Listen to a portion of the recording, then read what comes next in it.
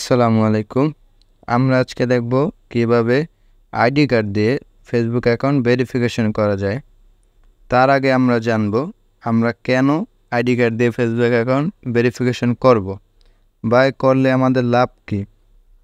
তো মনে করেন কোনোভাবে যদি আপনার অ্যাকাউন্টটি ডিসেবল হয়ে যায় অথবা হ্যাক হয়, আর আপনার ওই অ্যাকাউন্টটি যদি আইডি কার্ড দিয়ে ভেরিফিকেশন করা থাকে, তাহলে আপনি কিন্তু খুব সহজেই আপনার অ্যাকাউন্টটি রিকভারি করতে পারবেন বা আপনি আপনার অ্যাকাউন্টটি ফেরত আনতে পারবেন। তো এবার আমরা দেখব কিভাবে ভেরিফিকেশন করব। তো তার জন্য আমরা প্রথমে ফেসবুক অ্যাপসটি ওপেন করব। তো ফেসবুক অ্যাপসটি ওপেন হলে আমরা উপরে ডান দিকে 3 ডট আইকন আছে, এখানে ক্লিক করব। তারপরে আমরা একটু নিচে আসব, নিচে সেটিংস অ্যান্ড প্রাইভেসিতে ক্লিক করব। তারপর সেটিংস,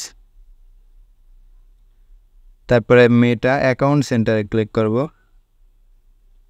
তারপরে আমরা একটু নিচে আসলে এখানে পার্সোনাল ডিটেলস নামে যে অপশনটা আছে এটাতে ক্লিক করব।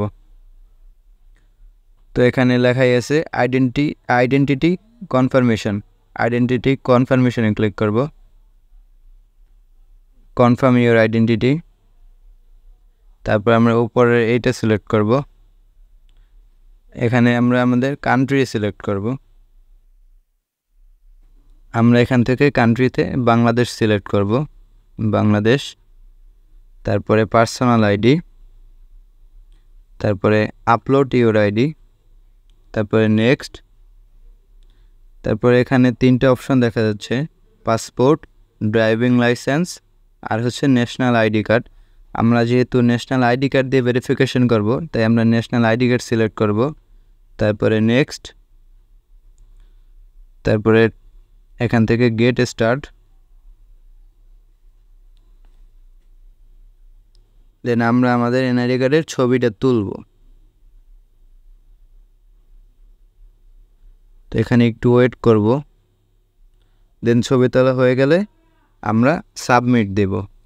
তো সাবমিট দিলাম। দেখুন তারপর লেখা আসছে thank you for submitting your information.